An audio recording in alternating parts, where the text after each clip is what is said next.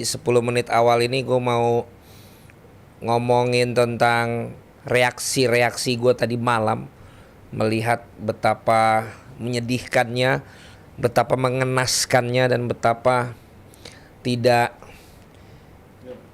performnya penampilan dari tim kesayangan gue yang kalian semua tentu sudah tahu ya, Liverpool. Menghadapi tim yang katanya peringkat 20 tapi kok bisa ngalahin Liverpool. Sebenarnya kalau lihat di beberapa pertandingan terakhir dari Wolverhampton, memang menghadapi tim-tim atas dia cukup merepotkan, apalagi kalau di Liga Inggris sudah masuki paruh kedua, mereka masih ketinggalan dan masih berada di posisi paling buncit. Biasanya mereka malah akan lebih bersemangat untuk bisa mengejar defisit poin mereka supaya mereka bisa selamat dari ancaman menuju ke Liga Championship ya, atau divisi 2-nya Liga Inggris. Liverpool kemarin lagi-lagi harus gua katakan bahwa semua strategi dari Arne Slot kelihatannya sudah bisa dibaca ya oleh lawan. Ketika Wirtz memang belum bisa main, pilihannya kembali ada di Ekitike, ada di Salah, dan juga ada di Gakpo. Nah, kalau sudah dianalisa, menurut gue yang masih bisa membuat kejutan itu sebenarnya adalah Ekitike, karena kadang dia bisa berperan sebagai nomor 9, kadang juga dia bisa main sebagai nomor 10. Dia punya gocekan, dia punya speed, dia punya passing yang juga lumayan, bahkan dia juga punya heading yang lumayan. Kalau bicara Gakpo, asal lu jagain aja dia mau gocek terus mau cut inside langsung shooting, selesai sebenarnya. Dan itu yang terjadi kemarin, dia udah terbaca, paling bisa ngandelin kayak waktu menang 5-2 ya lawan West Ham, sekalinya dia dapet ya deflect dari lawan akhirnya bisa masuk. Tapi kalau lawannya disiplin, kalau lawannya bisa untuk terus membuat rapat dari kotak penalti mereka, udah ketahuan Gakpo ini pasti akan coba masuk dan akan syuting. Salah, ini pasti jadinya pro dan kontra. Menurut gua sebenarnya Salah sekarang udah ada perubahan. Perubahannya di mana dia tidak lagi terus untuk memaksakan seperti masa jayanya yang melakukan gerakan-gerakan yang bisa meliuk-liuk. Dia sekarang juga banyak memberikan kesempatan bagi rekan-rekannya. Tapi ya itu dia, kelihatannya kalau dia sekarang main tuh sama, udah kebaca juga. Kalau nggak dia coba lari dengan melakukan gocekan tapi sekarang udah kebaca. Dia mau coba masuk juga, sekarang di body charge juga dia udah lebih lemes. Paling banter yang masih suka mengejutkan adalah umpan-umpan dia yang langsung kasih ke depan, biasanya dengan kaki kiri luarnya, dan juga memberikan crossingnya. Itu menurut gue yang lebih malah punya peran ya bagi Liverpool. Jadi kalau Wolverhampton kemarin berhasil mematikan dia, ya lagi-lagi karena menurut gue caranya udah kebaca banget. Dan kalaupun kemarin dia mencetak gol, yaitu dia dapat kemarin itu bisa dapat chance dan akhirnya dengan kaki kiri ya dia bisa selesaikan. Tapi bukan karena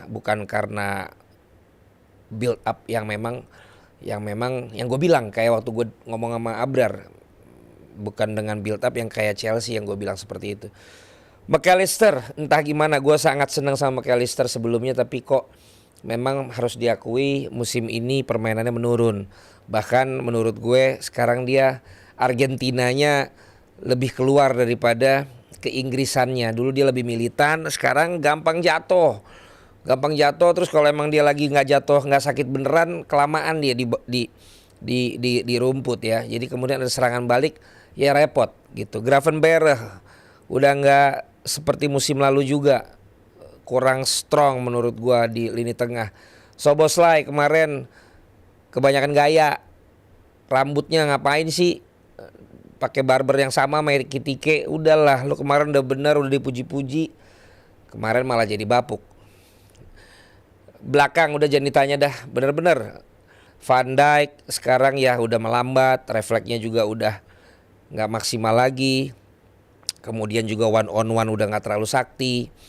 Konate cukup oke, tapi ya ini pengalaman dan wibawanya tuh belum cukup untuk membuat lawan tuh gentar gitu ngadepin dia.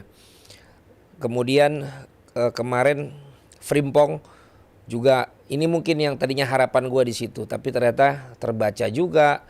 Si sebelah kirinya juga sama. Kemarin yang main siapa namanya itu kiri? Hah?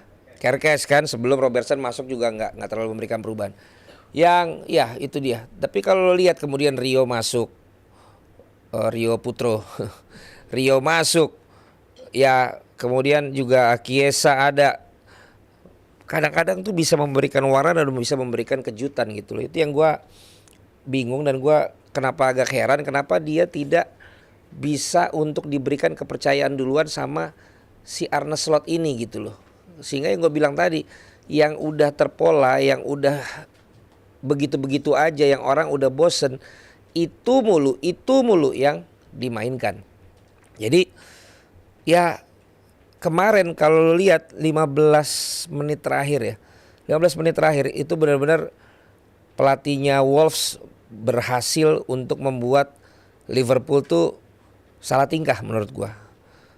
Sepanjang pertandingan membosankan, bikin ngantuk ya kan, tapi kemudian setelah dia membuat kejutan mencetak gol, itu juga lo lihat aja serangan baliknya, umpan terobosan, bisa ngegolin. Akhirnya Liverpool dapet. Itu juga kalau lu lihat tuh agak aneh tuh, Wolverhampton tuh sebelumnya disiplin banget, 2 kali salah ngoper, di mana salah satu operan yang salahnya itu akhirnya diambil oleh Salah dan menjadi gol. Ya kan? Habis itu ada harapan. Salah soloran, ada 3 opsi pemain, menurut gua terlalu lambat dia untuk memberikan umpan ke siapa sehingga lawan bisa membaca, akhirnya gagal. Yang gue lupa Van Dijk itu setelah 2-1 apa pada saat masih 1-0 juga, pada saat masih 1-1 juga one on one heading bisa gak masuk seperti itu. Dan at the end of the game, menit 93 dari 96 atau menit 94-96 lagi-lagi kecolongan. Ya apapun itu alasannya sebelumnya, apakah ada foul atau apa, tapi itu bagi gue adalah kelengahan dari Liverpool. Jadi reaksi gue gondok, pengen ngomong kasar tau lo, cuman sekarang penonton kita tuh banyak anak-anak gitu, nyebelin, ngeselin tau lo. Dan lagi-lagi menurut gua Arne Slot nih strateginya tuh udah itu aja, strateginya tuh udah kebaca, strateginya tuh udah monoton, pergantian pemainnya pun terlepas dari kan adanya cuman pemainnya itu doang gitu ya, tapi nggak pas gitu. Curtis Jones kemarin main juga kayak begitu. Joe Gomez juga kemarin main terakhir yang kena deflect dia, dan sebelum itu juga mainnya nggak gigit gitu. Jadi harus ada terobosan, harus ada keberanian, harus ada warna baru, harus ada pilihan-pilihan baru, harus ada keputusan baru, dan harus ada eksperimen baru dari Arne Slot menurut gua, supaya Liverpool tuh lebih mengejutkan lagi buat lawannya. Karena kalau nggak udah ketahuan, bola kasih ke Van Dijk. Van Dijk nunggu siapa yang ngambil bola, kalau emang bisa dilanjutin ke kiri atau ke kanan. Kalau nggak bisa balik lagi ke Alisson. Ini yang gue lagi-lagi bilang beda fluidnya Liverpool sama kemarin Chelsea, walaupun saat tertinggal 2-1 atas Arsenal dengan 10 pemain. Cara build up dari bawahnya Liverpool itu tuh nggak meyakinkan gitu loh. Dan dimulainya malah dari Van Dijk, di mana yang jemput antara Gravenberch ataupun McAllister ataupun misalnya biasa ada Szoboszlai itu nggak ini loh, nggak meyakinkan gitu loh. Kalaupun ada Wirtz biasanya dia tuh lebih ke agak ke depannya. Jadi nggak ada memang yang bisa untuk ngalirin bola secara fluid seperti itu. 8 atau 9 pertandingan sisa, gua udah terlanjur ngomong sama Abrar kalau Liverpool akan ada di atas United ya. Sekarang sih udah bukan tinggal kemampuan Liverpool untuk menang di semua pertandingan, tapi juga berharap United ada kesandung-kesandungnya gitu. Salah satunya ntar malam lawan Newcastle, ya kan? Nggak tahu lah ini kesandung apa enggak, tapi jadinya jeleknya nih karena gue udah challenge sama si Abrar, mau nggak mau, ya ngarep United juga kesandung-sandung juga, ya kan? Jadi come on, bukalah mata kamu botak Slot. Kenapa lu bisa gitu-gitu aja gitu loh, ya kan? respect lu bisa bikin juara kemarin, tapi nggak banget lah, mainnya nggak banget. Terus kalau bilang ya mungkin mainnya sama pemainnya kali, ya lu kasih motivasinya dong. Slot. At least pokoknya jangan sampai di bawahnya United lah, udah ya. Jadi itu kurang lebih apa yang gua saksikan kemarin, dan militansi dari Wolves 15 menit terakhir itu luar biasa setelah mereka mampu nyolong gol, kebobolan, ya kan? Terus tiba-tiba semua jadi permainannya terbuka. Wolves nggak jadi bertahan banget juga. Liverpoolnya salah, tidak bisa killing the game. Ternyata si pelatihnya tidak puas dengan hasil seri, dia masih coba untuk terus nyerang atau melakukan serangan balik, dan akhirnya mereka layak untuk mendapatkan kemenangan itu. Jadi selamat buat Wolverhampton, dan ya lu terima aja lah Liverpool dan fansnya semua dengan kekalahan tadi malam. Itu pembuka kita di CO tiba-tiba live. Nanti itu bisa tolong dipotong juga untuk di channel Valentino Jebret supaya aktif lagi juga channelnya. Dan seperti janji gua, tiba-tiba live itu ya pokoknya tiba-tiba aja gitu, nggak ada jadwalnya. Tapi kan gua udah janji di H-100 yaitu